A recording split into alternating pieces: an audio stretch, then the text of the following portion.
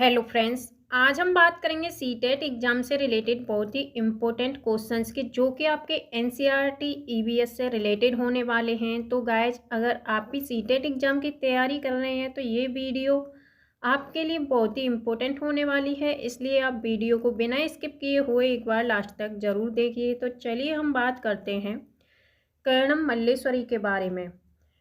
क्या तुमने अखबार में इनके बारे में पढ़ा है? कर्णम मल्लेश्वरी एक वेट लिफ्टर यानी भारोत्तोलक हैं। ये आंध्र प्रदेश की रहने वाली हैं और इनके पापा पुलिस में हवलदार हैं। जब ये 12 साल की थीं तभी से वजन उठाने का अभ्यास करने लगीं। अब वे एक बार में 130 किलोग्राम तक वजन आसानी से उठा लेती हैं। कर्णम ने भारत के बाहर 29 मेडल जीते हैं। उनकी 4 बहनें भी रोज़ वजन उठाने का अभ्यास करती हैं। नेक्स्ट टॉपिक है आपका मधुबनी पेंटिंग। चित्र में डिजाइन को मधुबनी कहा जाता है। यह लोक कला एक बहुत पुराना रूप है। बिहार में एक जिला है जिसे मधुबनी कहा जाता है, उसी के नाम पर इस पेंटिंग का नाम पड़ा। ये चावल के पाउडर के पेस्ट से पेंटिंग बनाई जाती है, जिसमें कि रंग मिलाया जाता है। इन्हें बनाने के लिए नील, हल्दी, फूलों और पेड़ पौधों आदि के रंगों का उपयोग किया जाता है। चित्रों में इंसानों, जानवरों, पेड़ों, फूलों, पंछियों, मछलियों और अन्य कई प्रकार के जानवरों को दिखाया गया है। बेलबनका गांव कर्नाटक में है। गिजुभाई बधेका गुजरात में रहते थे। उन्होंने बच्चों के लिए कई कहानियां लिखी। एक भारतीय रॉबिन अपने अंडे सड़क के किनारे पत्थरों के बीच में देता है। कोयल कोए के घोंसले में अपने अंडे देती है। पक्षी अपने अंडे देने के लिए घोंसले बनाते हैं। चूजे बड़े होने के बाद अपना घोंसला छोड़ देते हैं। नलमदा आंध्र प्रदेश में है। हिलगुंडी गांव कर्नाटक में है। हिलगुंडी में बच्चों की पंचायत को भीम संघ कहा जाता था। बरगद के पेड़ के बारे में, जो लटकती हुई शाखाओं की तरह दिखता है, वह वास्तव में इस पेड़ की जड़ें होती हैं। डेजर्ट ओक यानी रेगिस्तानी ओक एक पेड़ है जो ऑस्ट्रेलिया में पाया जाता है। ओक के पेड़ की जड़ें गहराई तक जाती हैं और पानी पेड़ के तने में जमा हो जाता है। नेक्स्ट पॉइंट है असम में चावल की नई फसल के अवसर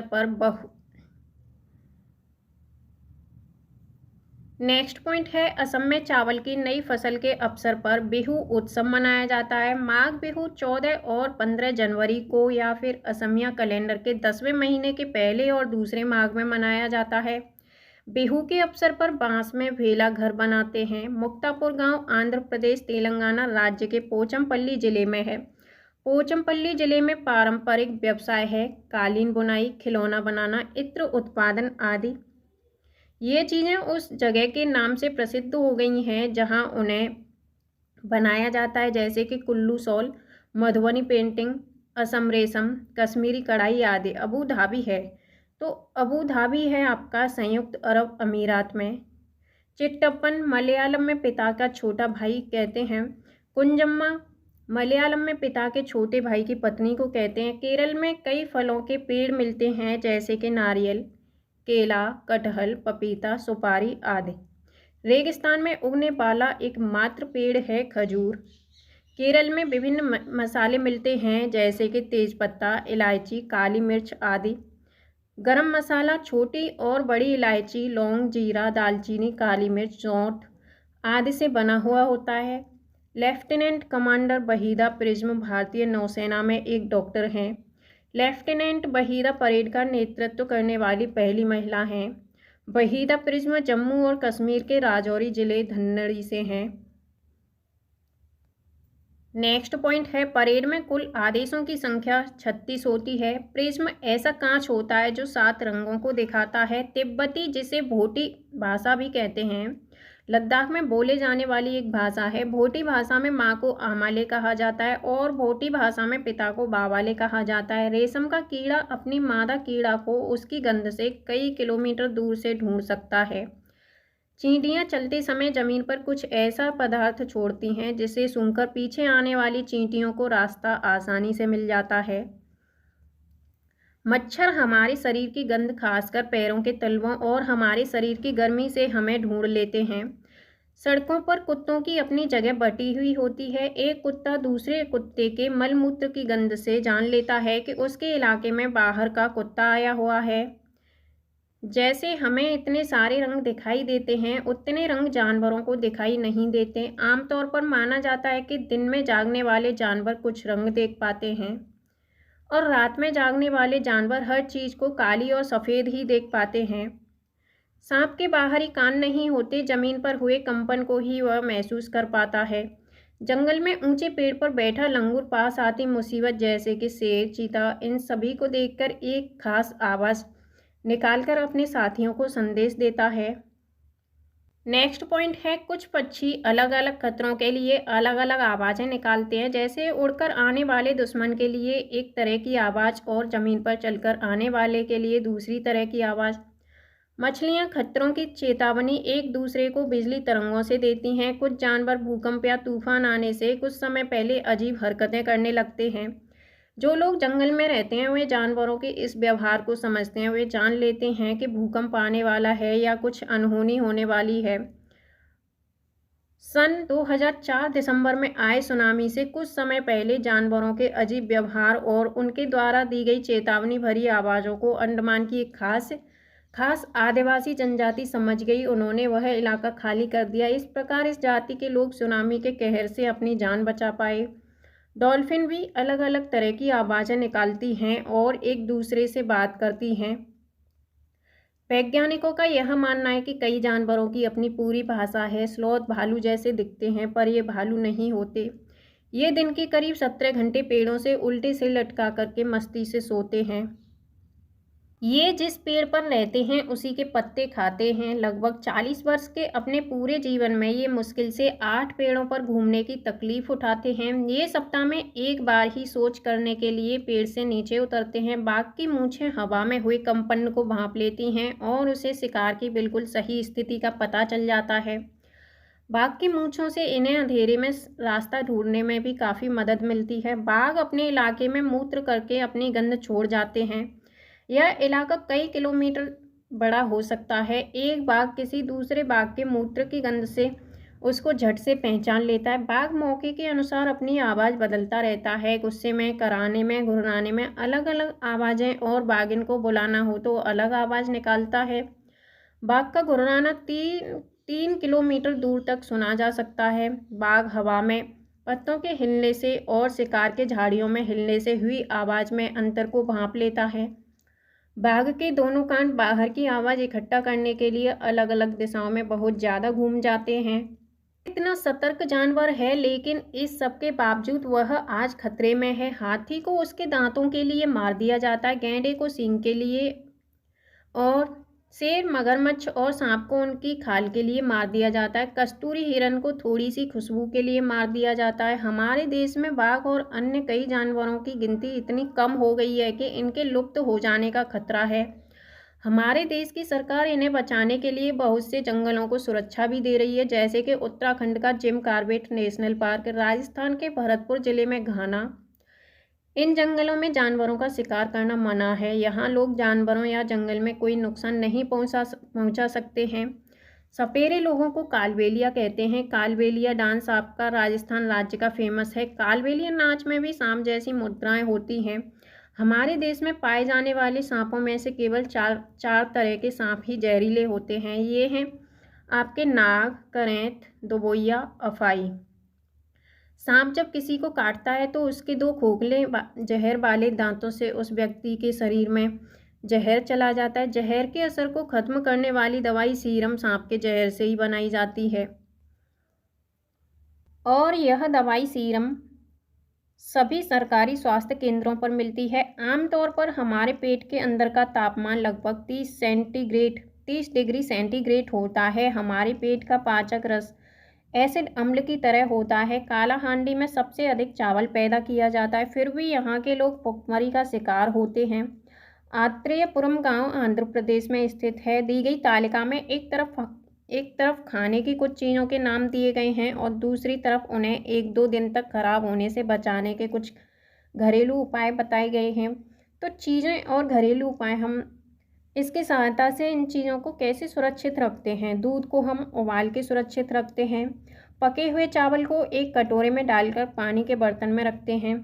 हरे धनिये को गीले कपड़े में लपेट करके रखते हैं। प्याज और लहसुन को खुले में रखते हैं और नमी से बचा कर रखते हैं। अचार रखने से पहले शीशी या कांच के जार को धूप में सुखाया जाता है ताकि शीशियों में से नमी निकल जाए। अगर शीशी में थोड़ी सी भी नमी रह जाएगी तो अचार खराब हो जाएगा।